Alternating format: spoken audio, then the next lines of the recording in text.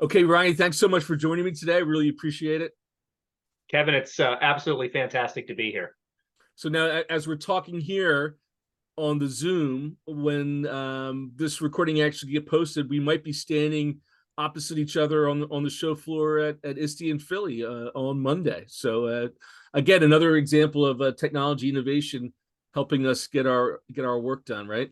Well, I tell you, it's like a homecoming for me.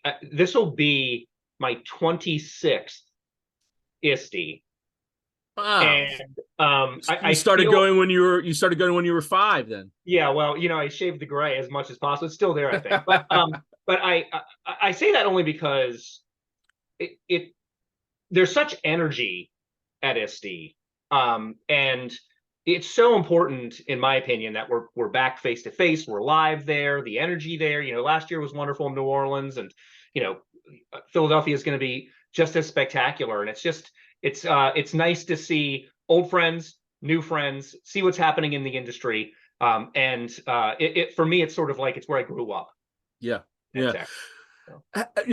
So you were at New Orleans last year, and obviously many years BP before the pandemic. How have you seen Powerschool's work change, either in relation to school districts, to the way maybe the behaviors that schools and teachers and students use technology? Give us a little bit of the state of play when it comes to Powerschool post pandemic. Well, I tell you, I think what we're really focused on as a company is around personalizing, simplifying, easing, and in all those terms, ensuring a secure experience for whoever it might be. That's everyone who uses our products. Parents, caregivers, students, administrators, the teachers in the classroom, and I think that all ties back to the whole idea around unifying the experience, and ensuring the interoperability, the connectedness between whatever product that you might be using or solution in the Powerschool suite. And even pre-pandemic, we've certainly grown as a company and added a whole series of solutions to what we can offer across the board to school districts, to state departments of education, and internationally Yeah. as well. So the classic question that always comes up at ISTE is, what's the cool thing you've seen? What are the hot topics? What's kind of happening if you're standing in that cocktail party, or if you're in the hotel lobby bar. Let me ask you, from Powerschool's perspective, I know you have a couple announcements that are happening. Can you give us kind of a highline preview of those? Sure. We're really excited about the launch of our second annual education focus report. Our executive summary is out at ISTE. It's really grounded in sort of four key finding areas and research points around supporting educators and instruction, around transforming the student learning experience, around solving for the future of usable data. And then the fourth, but certainly not the last of the most important pieces, is partnering with parents and caregivers in student learning. And so those four pieces sort of were the focus of the work that we did with the education focus report. And we're really excited around the findings that came out of that. We had lots of respondents to our survey, close to 2,000 respondents. We did countless interviews. We had a team of experts who were interviewed and provided feedback through focus groups to really come back and share back to the education community these findings, so we could have really good conversations about sort of essentially what's happening in education right now. And I think connected to the second piece that we're really excited about is one of the things that came out is just really this connection around the conversation that's happening across the board. I can't imagine how you're not hearing it every day around artificial intelligence, AI, and just the work that's happening there. And so I think what happens We for us made at it. Powerschool, We made it yeah, 5 minutes without saying AI, by the way, I know it's which is pretty pretty impressive, good. actually. That's a record. I think we announced last week our collaboration with Microsoft Azure OpenAI service to really provide personalized learning at scale in K-12 education. And I think it's important to note that that we come at this work around personalizing the experience with generative AI by also saying we want to do it the right way. We want to be responsible. At the same time, just in early May, we announced that we were also partnering with the Teach AI Advisory Committee to ensure that whatever work we're doing as a company is truly aligning to being responsible and making sure that we're making the right decisions. But in the end, I think what we're really excited about is the opportunity for this generative AI functionality to save educators a significant amount of time. Yeah. And that's exciting for us. Yeah. Yeah. I mean, we could spend the rest of the day talking about this. There's so many different aspects of it. And I know, and it is a big deal. Your partnership with Microsoft. I just did a conversation with the Azure folks when it came to higher ed. And that was a conversation we had to cut off after an hour because there were so many different aspects of it too. But it was amazing, the interaction from the educators who had concerns, but also an equal amount of hope of if these are baked in to the technologies in the right way, they are assistive. It's not a replacement, right? I mean, like that. Yeah.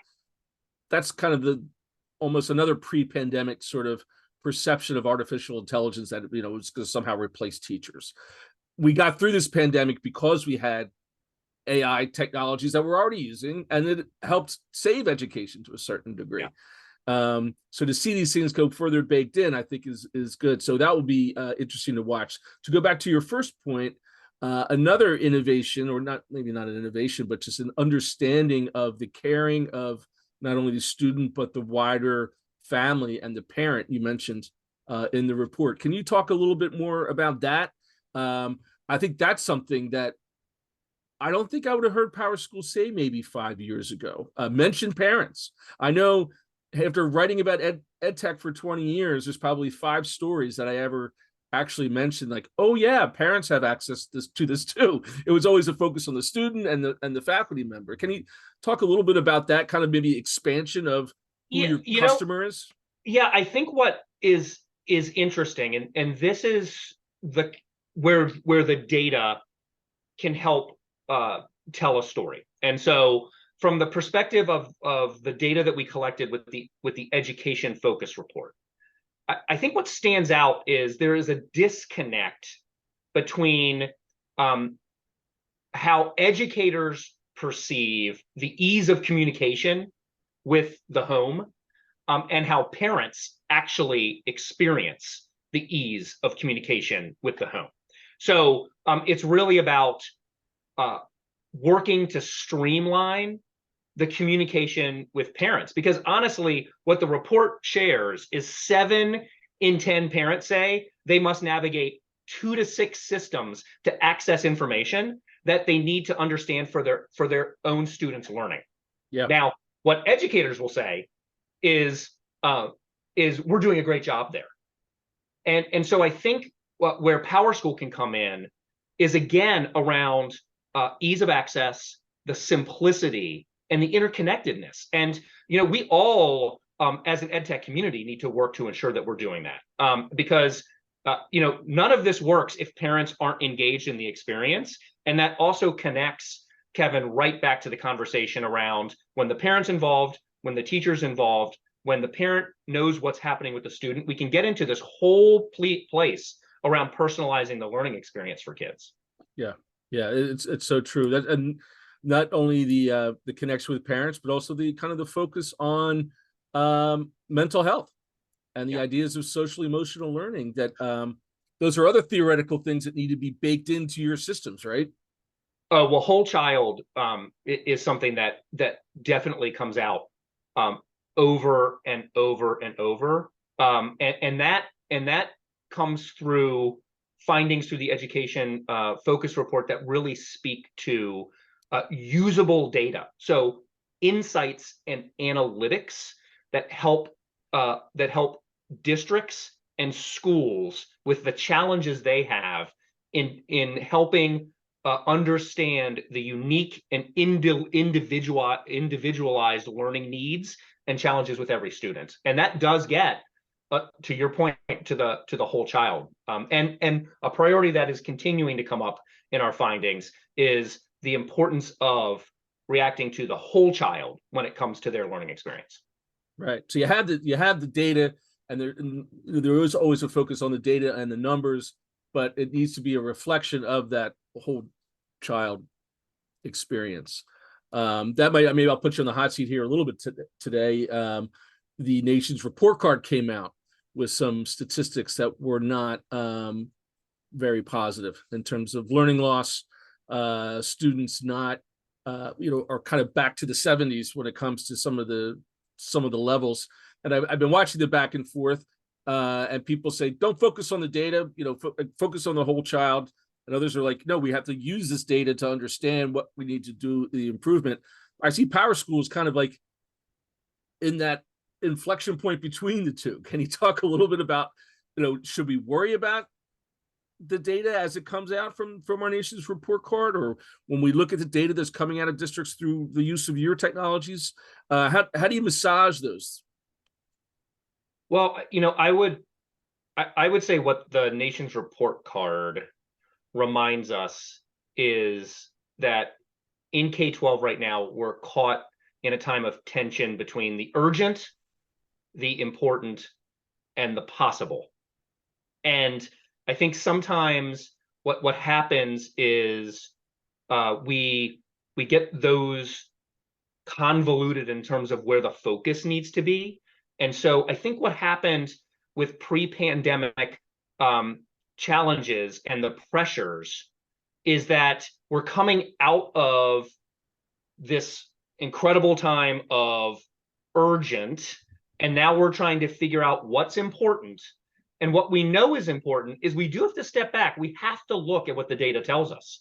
But when I worked in a school district, what we were challenged with is a wealth of data from many different divergent places, sources, and it became very, very difficult for anyone, the administrator in the building, the administrator at the district level, or the teacher in the classroom, to tell a realistic story about what was happening beyond what they could see, but what the story was with the insights from the data, because they couldn't bring it all together in a way that helped connect the dots. And so I think when we talk about sort of the possible now, we're in a place where we can bring all those pieces together. Powerschool is an example. With the work we're doing with our unified insights and connected intelligence, we can bring those pieces together in a way that we can move student learning forward.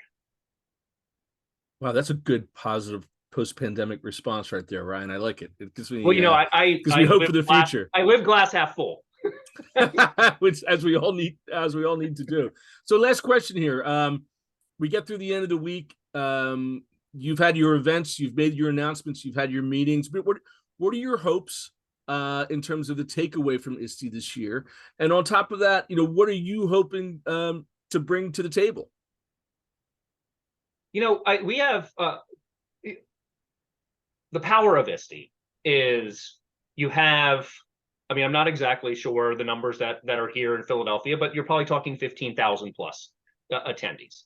And so, Powerschool, we have over 15,000 districts, customers across North America. And so there are a lot of our customers here. So it's not just about what's next, it's about ensuring that we're meeting the needs of those we're working with right now, and that we're connecting the dots. So having those conversations and collecting that information gives us the great information we need for what matters next and what we need to be thinking about as a company to drive innovation, to ensure that we're meeting the needs of students and educators and parents, and being responsible and appropriate when it comes to AI and personalizing the learning experience. And I think there's more to come from what we're doing here at Powerschool, and we're excited about it.